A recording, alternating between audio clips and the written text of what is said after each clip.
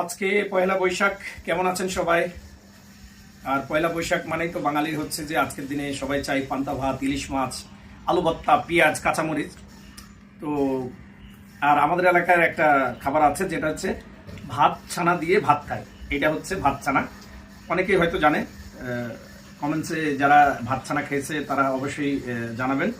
আর ইলিশ মাছ, ইলিশ মাছের যে দাম, মাছে ভাতা বাঙালি তো ইলিশ মাছ না হলে চলবে, এই জন্য কই মাছ ভাজা, কাঁচামরিচ আর পেঁয়াজ, এগুলা দিয়ে আজকে সকালবেলাটা শুরু করেছি পয়লা বৈশাখের। তো আপনারা কে কে খাচ্ছেন আজকে পান্তা ভাত অবশ্যই জানাবেন কমেন্টসে। আমার ছেলে পান্তা ভাত খায় না, আজকে খাচ্ছে যেহেতু আজকে পয়লা বৈশাখ।